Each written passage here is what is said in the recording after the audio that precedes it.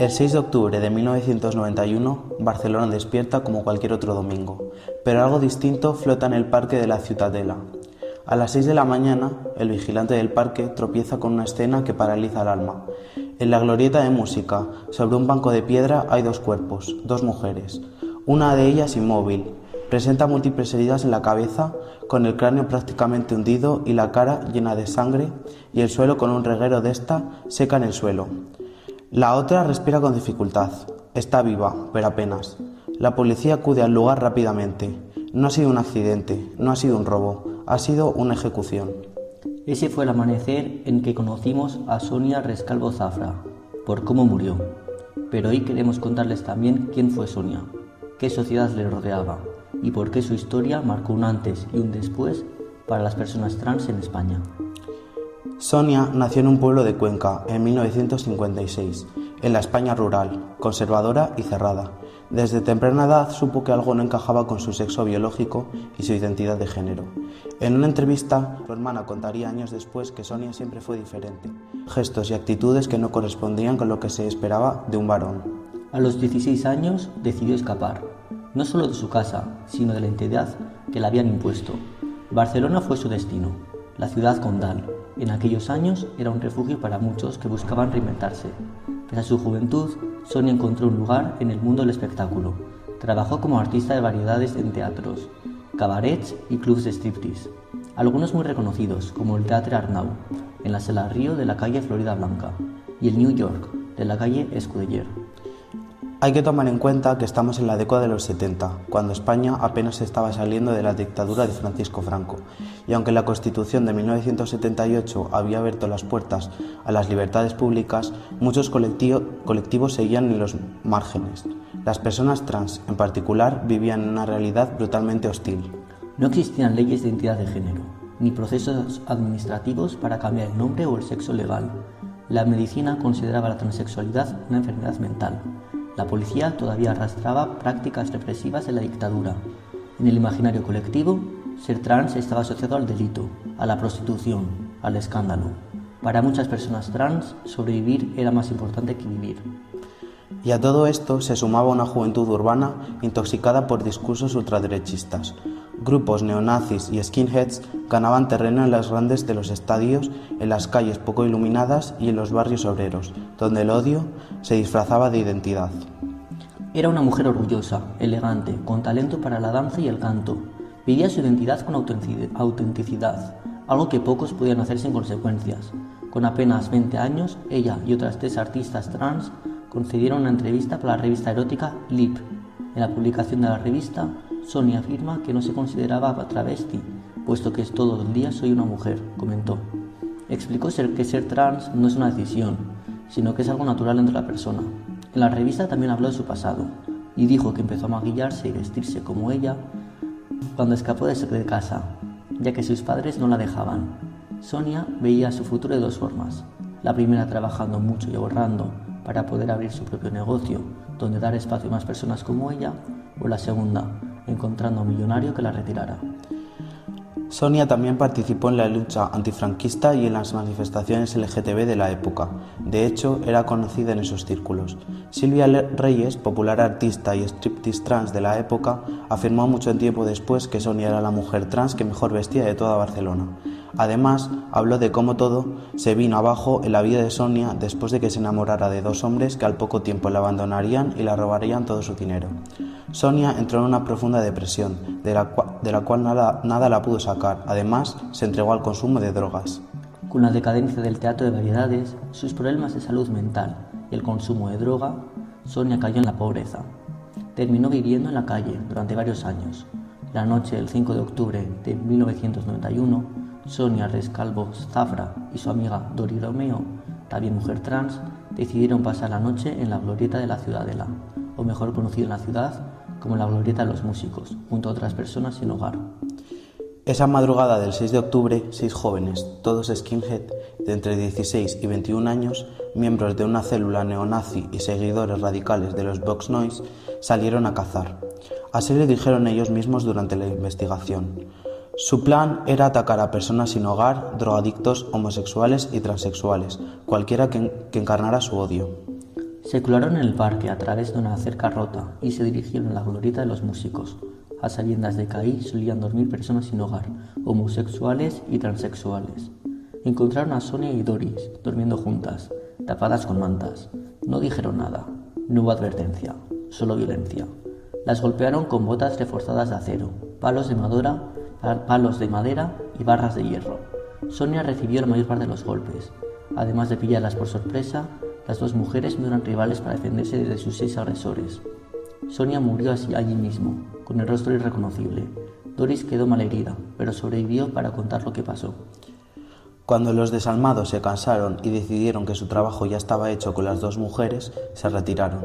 Pero en su camino a la salida se encontraron a 3 indigentes durmiendo en la zona del invernadero y decidieron atacarlos también. 2 lograron escapar, pero Miguel Pérez Berrieras no lo logró y sufrió un grave ataque que lo dejó sin orejas y ciego. Para celebrar sus hazañas, se dirigieron al bar Vis a Vis, antes de regresar a sus casas a descansar tras el agotador ataque. En el Hospital del Mar, al que fueron trasladadas todas las víctimas esa noche, aseguraron que no estaban acostumbrados a encontrarse con ese tipo de incidentes, donde había mandíbulas rotas, hematomas graves e incluso conmociones cerebrales, sino que lo común en la época eran simples apuñalamientos. No fue un crimen por dinero, no hubo robo, fue una ejecución, pura limpieza social, como lo describieron los agresores. El objetivo, eliminar lo que consideraban escoria. La investigación no fue fácil, pero hubo testigos claves. Algunos de los propios agresores menores de edad se jactaban del crimen en su entorno. La presión de los colectivos LGTB y medios como El País o El Periódico mantuvieron viva la historia. Un juez de instrucción encargó a los Mossos de Escuadra averiguar más sobre el crimen. En aquel momento, los Mossos aún se estaban desplegando como cuerpo de seguridad de Cataluña, y esa fue la primera investigación por asesinato que debieron enfrentar. A cargo del caso estaban el subinspector Juan Carles Moliero y su equipo de 7 efectivos que se pusieron a trabajar de inmediato. Aunque en aquel momento los delitos de odio no estaban tipificados en la ley, para el oficial y su gente está bastante claro que el móvil de aquel atroz ataque mortífero era ese. No tenían apenas pertenencias ni poder adquisitivo. Fueron asaltadas por su condición de transexuales e indigentes. No podía ser un robo, afirmó Juan. Por todo esto se decidió centrar la investigación en los grupos radicales ultraderechistas del momento. Una tarde de febrero de 1992, el oficial es llamado por su equipo y le informan que han escuchado una conversación sospechosa en uno de los teléfonos pinchados de los miembros de estos grupos investigados. De inmediato, Molinero se dirigió a su oficina, donde escuchó la llamada. En ella, un joven hablaba con una mujer a quien dio a entender que era el uno de los que cometió el crimen de la Ciudadela. El teléfono era el de la casa de los padres de Héctor López Frutos, quien junto a su hermano Isaac fueron detenidos. Poco después cayó el resto del grupo: Pere Asía Linares, David Paladres Valdes, Andrés Pascual Prieto, Oliver Sánchez Helguera y Óscar Lozano. Las viviendas fueron registradas y encontraron infinidad de material neonazi, como armas blancas, puños americanos, bates de béisbol, fotos y carnets de los Poison Boys, un grupo de extrema derecha afín al Fútbol Club Barcelona con una larga historia de generar agresiones y peleas. Ninguno de los detenidos se mostró inocente o arrepentido por lo que había pasado, sino al contrario. Ellos y sus familias mostraron una actitud chulesca y desafiante, e incluso uno de ellos afirmó que si lo tenía que volver a hacer, lo haría. Todos eran adolescentes y 3 de ellos tenían 16 años. El juicio ocurrió en el 94, ante la Audiencia Provincial de Barcelona, donde se volvieron a mostrar arrogantes. Asociaciones LGBT de la época, incluso el propio ayuntamiento de la ciudad, afirmaron que los atacantes eran conscientes de qué tipo de personas solían dormir en la glorieta y que por eso acudieron ahí. Las penas oscilaron entre 23 y 50 años de prisión.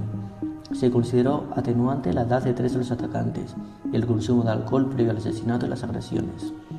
El tribunal reconoció la brutalidad del crimen, aunque en esa época todavía no existía la figura legal de delito de odio. La palabra transfobia apenas comenzaba a usarse en espacios activistas. Para muchos, el juicio fue insuficiente, pero para otros fue el principio de algo, el inicio de una memoria colectiva que ya no podía ser borrada. Sonia fue encarcelada en una fosa común proporcionada por el Ayuntamiento de Barcelona con la edad de 34 años. Para 2011, 4 de los asesinos ya estaban fuera de prisión y el resto salieron en los pocos años. Muchos de ellos han seguido cometiendo crímenes sexuales y robos.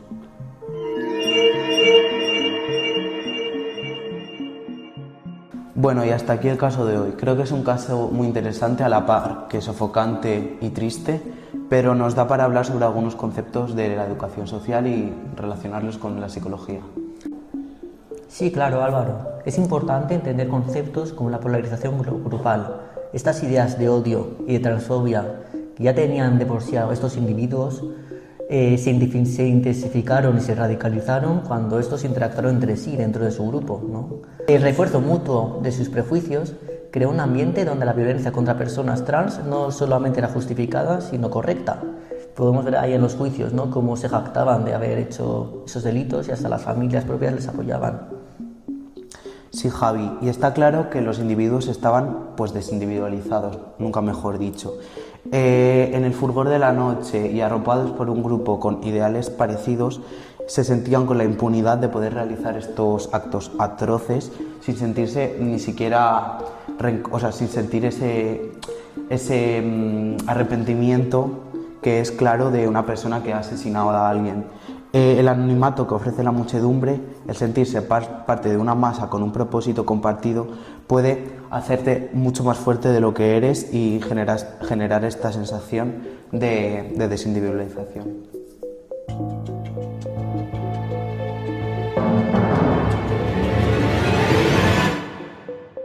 Sonia Rescalvo vivió en una época que no le ofreció ninguna protección. Murió por ser quien era. Pero su historia no fue en vano. Su asesinato fue recordado como el primer delito de odio hacia la comunidad LGTBI, oficialmente recogido en España, aunque por supuesto hubo otros antes. Además, cambió la manera de ver las agresiones por odio y discriminación debido a la creación de una fiscalía especializada en este tipo de violencia. La muerte de Sonia cambió el discurso de la prensa sobre este sector y generó cierta sensibilidad, brindando apoyos que hasta entonces estas personas no habían recibido. La memoria de Sonia nos obliga a mirar de frente el odio y a no callar nunca más. Gracias por escuchar este episodio. Si te ha conmovido esta historia, compártela. Hablar de estos casos es una forma de justicia. En el próximo capítulo hablaremos de otro crimen de odio y otra vida que no debe ser olvidada. Hasta entonces, no dejemos que el silencio borre los nombres. Gracias por escuchar Voces contra el Odio.